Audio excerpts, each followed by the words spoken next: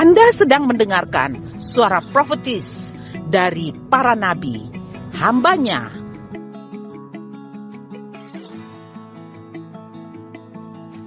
Dengarkanlah dan lakukanlah perintah Tuhan melalui para nabi, maka engkau akan berhasil. Selamat mendengarkan. Mari kita baca sama-sama. Yang ini yang ayat yang menarik untuk kita lihat di verses 11. Yet, when I surveyed all that my hands had done and what I had toiled to achieve, everything was meaningless. A chasing after the wind, nothing was gained under the sun. Ya, ketika dia lihat dan dia and he survey, ya, di sini dia bilang I survey. Jadi dia mungkin sudah menyisir seluruhnya. Everything that he accumulated over a period of time, everything that he need, he want, bukan cuma butuh, tetapi apa yang dia inginkan juga.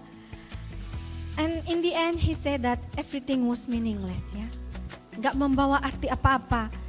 Mungkin waktu dia dapatkan, mungkin waktu dia menikah dengan istri pertamanya, dia bahagia. Tapi abis itu dia lupa.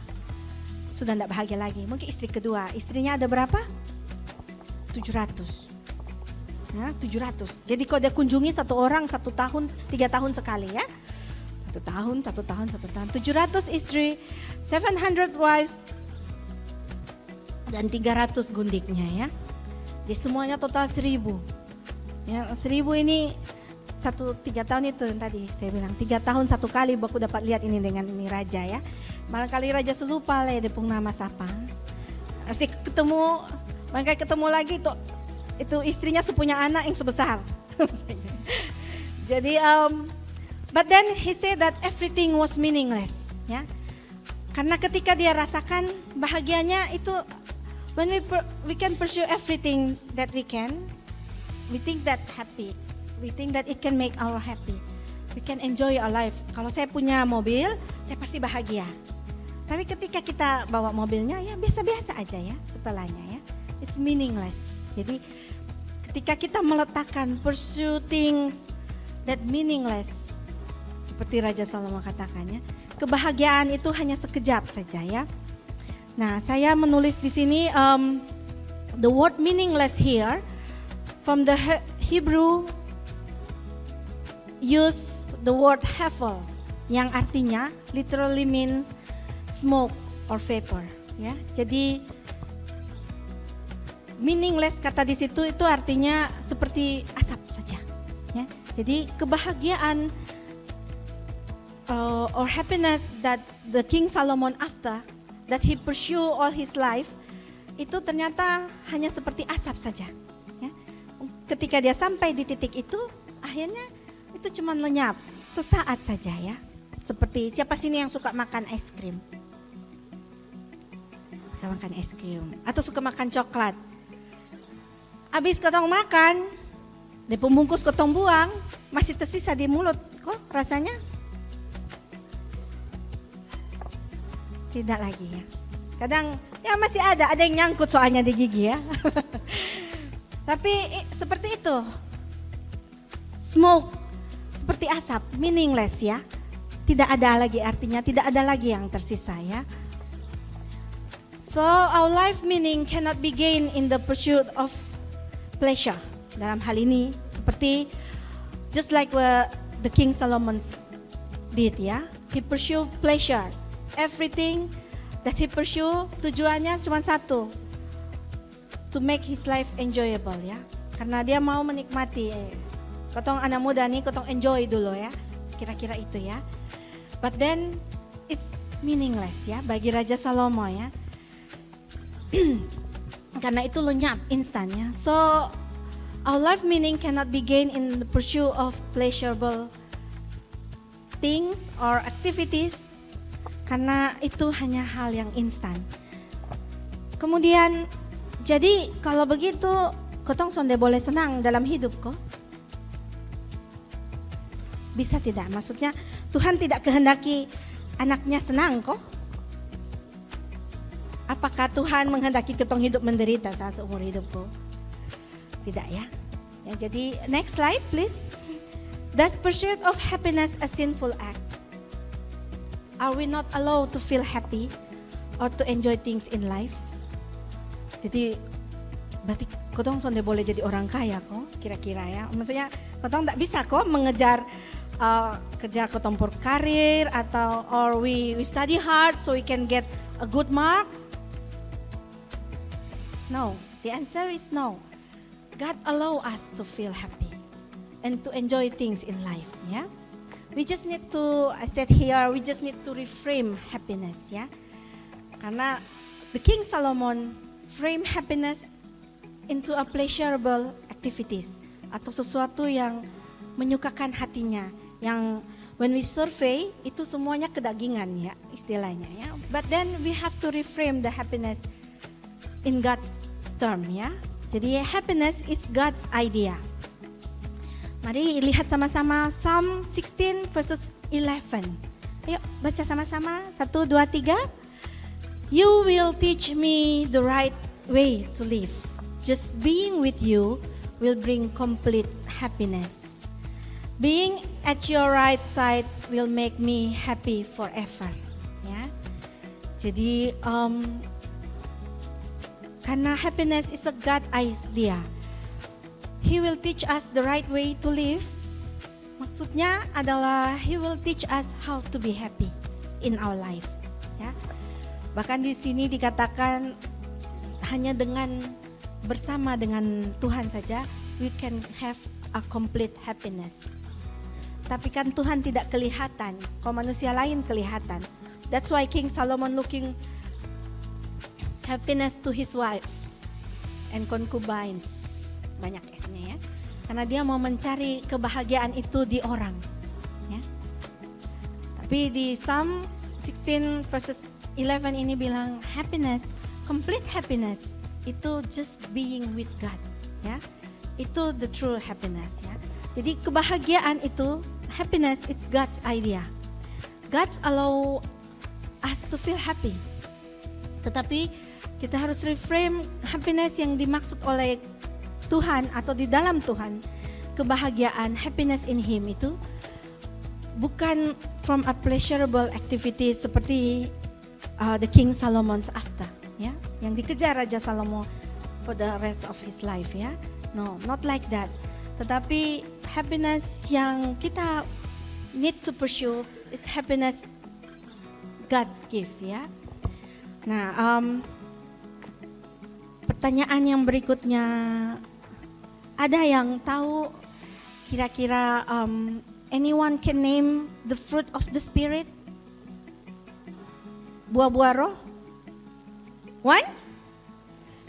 Kasih, love. Two? Sukacita. Joy. Ya, happy. Ya, sukacita. Nah, joy, happy. Ada yang bisa hafal 9? Semua langsung komat kami.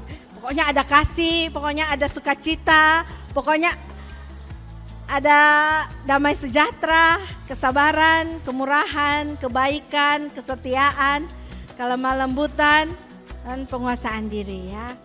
Ada lagu sekolah minggu judulnya The Fruit of the Spirit, not a coconut. Nggak tahu ya. The fruit of the spirit, not a coconut.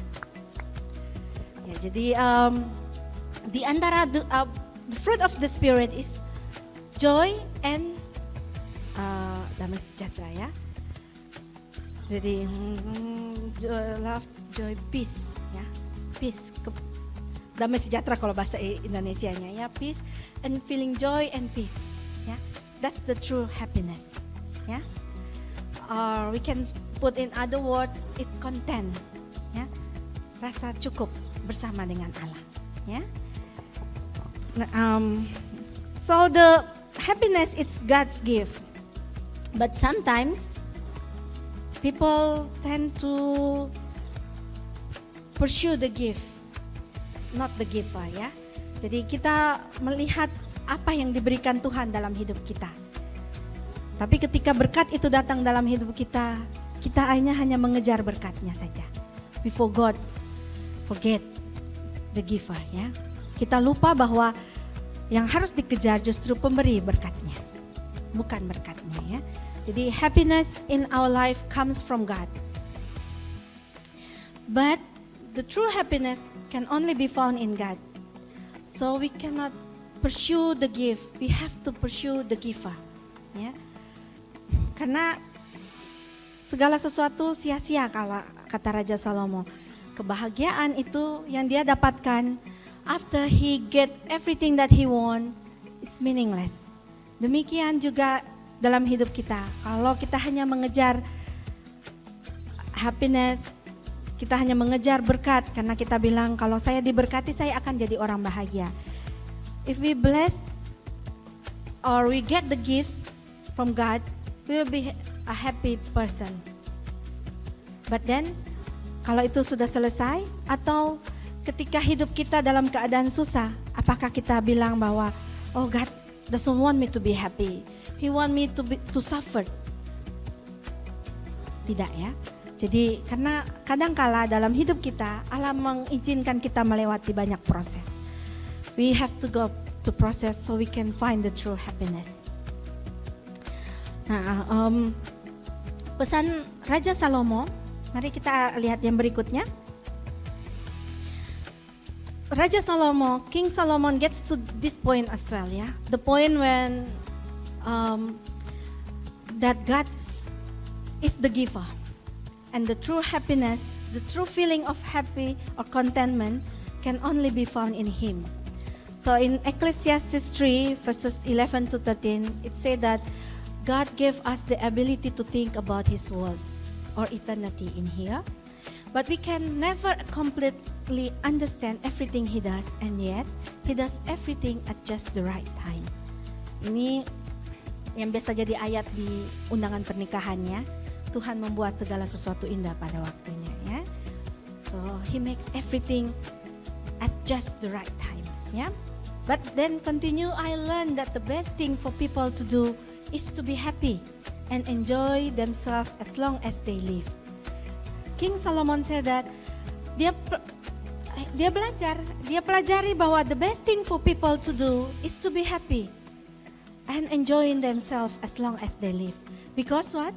God wants everyone to eat, drink, and enjoy their work. Ya, jadi kalau tadi yang pertanyaannya, apakah Tuhan tidak mau kita bahagia? No, God wants us, everyone, to eat. Karena kadangkala sumber kebahagiaan itu bersumber dari sebungkus nasi ayam. Sudah membuat kita bahagia, ya kan ya? Or to drink and to enjoy our work, ya. These are gifts from God, ya. Jadi Solomon gets to the point as well in the end, ya. Di chapter berikutnya dia bilang bahwa yang tadi dia bilang meaningless, pada akhirnya the King Solomon said that God wants everyone to eat, drink, and enjoy the work, and these are gifts from God.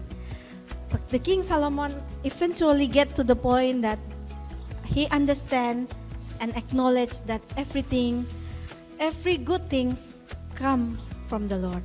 Ya, tidak ada yang datang dari usahanya mengejar meaningless thing, tetapi adalah pemberian dari Allah. Nah, oleh karena itu, it's come to I think my almost the next slide. So God's plan for us is not God's not designed us to live meaningless life, to live just under the sun lives, seperti yang diberitakan di kitab Ecclesiastes atau buku pengkhotbah. Because the King Solomon start the book of Ecclesiastes by saying that everything under the sun is meaningless. Ya. Buku pengkhotbah menyatakan bahwa segala sesuatu yang ada di bawah matahari ini sia-sia. Nah, but that's not God's plan for us. God's plan for us is for us to live eternal lives, a meaningful life with Him. Ya, jadi the thing that I would like to give you today is that dalam hidup kita di dunia ini is only sementara ya. Jadi kita mengejar apa yang bisa kita kejar. We try our best to live well, ya. Kita hidup dengan baik, ya. Because seperti Rasul Paulus bilang, orang tidak bisa memberi buat gereja kalau dia tidak bekerja. Ya, nggak mungkin uang kotak persembahan ini diisi dengan uang hasil korupsi. Ya, jangan ya. Nanti habis itu diperkarakan lagi di polisi seperti berita-berita yang ada sekarang. Tidak. Tetapi Rasul Paulus bilang, bekerjalah supaya kamu bisa memberi kepada orang-orang miskin. Ya. Jadi hidup di dunia ini kita hidup yang sementara, but we need to live well. We need to live our lives in this world to the fullest. Ya. Sebaik-baiknya kita hidup, but then kita hidup harus dengan purpose bahwa kita akan hidup di surga nanti. Eternal lives with Him. Jadi hidup yang kita hidupi saat ini kita kerjakan dengan baik. Tujuannya adalah supaya kita bisa hidup bersama-sama dengan Dia di surga. A meaningful life with Him. Ya. Jadi sementara kita hidup di dunia ini, hiduplah a meaningful life with Him. Ya. Kadang-kadang kalau orang bilang, apalagi anak-anak aliran emo ya, emo. Bilang hidup di dunia ini sudah ada deh pun senang. Katong susah sa.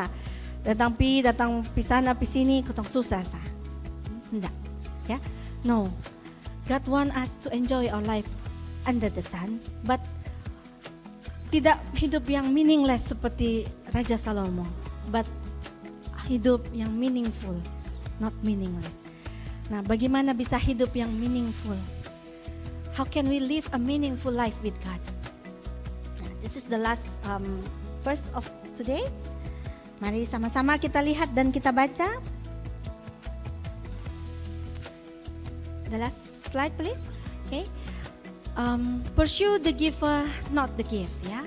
Matthew 6 verses 33. 1, 2, 3. But seek first His kingdom and His righteousness, and all these things will be given to you as well. Ya. Do not pursue meaningless things. Seek His kingdom first and His righteousness. Ya. Kadang kita agak bingung bagaimana cara bahasa Indonesianya, carilah dahulu kerajaan Allah dan kebenarannya. Ya. Maka semuanya akan ditambahkan kepadamu. Jadi kotong son usah pi kampus, kotong pi gereja sako. Carilah dahulu kerajaan Allah dan kebenarannya, begitu katanya ya. Carilah dahulu kerajaan Allah dan kebenarannya adalah start your day with kerajaan Allah dan kebenarannya, with the Bible ya. Carilah dahulu itu ya. So start your day, begin your day with the relationship with God. Mulai dengan doa dan firman setiap hari. Mencari dahulu kerajaan Allah dan kebenarannya, maka semuanya akan ditambahkan kepadamu ya. So how can we live a meaningful life with Him? Seek His kingdom and His righteousness, kebenarannya. Lakukan hal yang benar sesuai dengan firman Tuhan. Hari ini firman Tuhan bilang misalnya tiba-tiba baca lalu dapat baca firman yang bilang, jika sedapat mungkin hidup bagimu, hiduplah dengan damai seorang dengan yang lain. Tapi baru keluar rumah, ketompong sepatu hilang, langsung tidak hidup damai dengan orang lain ya. Nah itu kira-kira dia itu kayak ada ada di kitab di cerita di Alkitab yang mendengarkan Rasul Paulus khotbah, akhirnya dia meninggal gara-gara dengar khotbah. Kenapa? Karena dia jatuh dari jendela. Karena dia tertidur dan dia jatuh dari jendela. Ya. Maksudnya kayak gitu tadi dia. Ya. Untung yang jatuh cuma botol ya. Untung kita tidak khotbah di tempat tinggi ya. Kalau tidak begini dia sudah jatuh dari jendela ya. Terus apa yang terjadi dengan orang itu? Kalau yang mau cari tahu nanti baca di Alkitab sendiri ya. Ya, so live a meaningful life with Him. How? By starting our life first with His kingdom and His righteousness ya. Carilah dahulu kerajaan Allah dan kebenarannya ya. Siapa di sini yang tiap pagi mulai harinya dengan doa dan firman? Nggak usah angkat tangan. Nanti yang nggak angkat tangan malu. Maksudnya yang nggak melakukan. But start your day with wisdom ya. With the baca firman, pujian, penyembahan, berdoa ya. Start seeking God's kingdom and His righteousness, itu akan membuat kita pursue the true happiness, mencari kebahagiaan yang sejati. Cari kebahagiaan yang sejati yaitu dengan persekutuan bersama dengan Tuhan ya. Tapi ingat ya, makanya ditambahkan di ayat tersebut, and all the things will be given to you ya. Semuanya akan diberikan kepadamu ya. Cari dua hal tersebut, kerajaan Allah dan kebenarannya, maka semuanya akan diberikan kepadamu.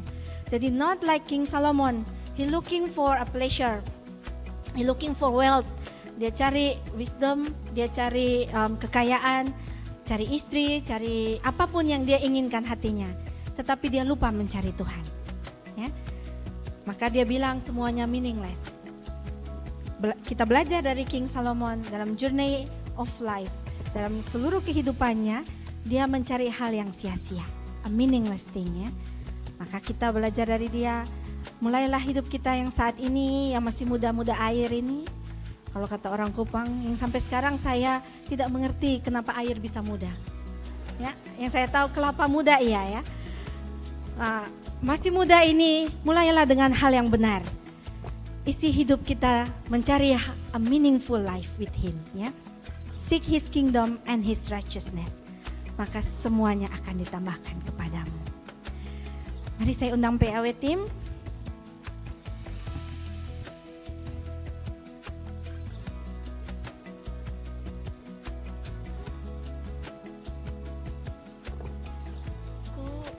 Tadi itu lagu apa ya? Ku membawa.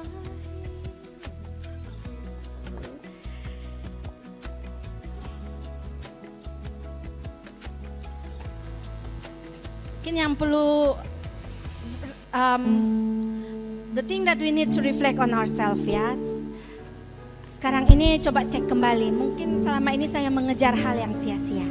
Ya, saya mengejar, barangkali kadang kita mengejar our parents confirm.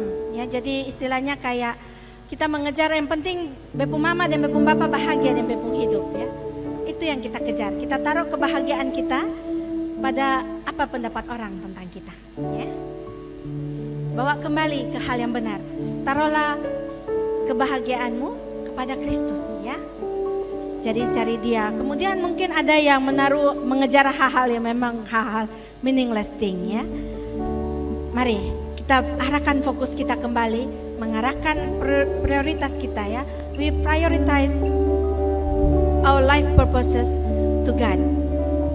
Kita bawa semuanya kembali, diluruskan semuanya kembali. Mencari kerajaan Allah dan kebenarannya ya.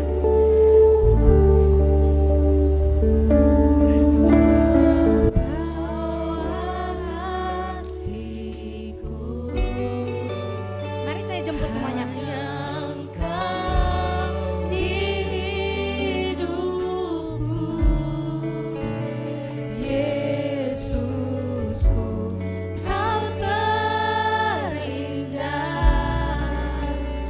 Selamanya ku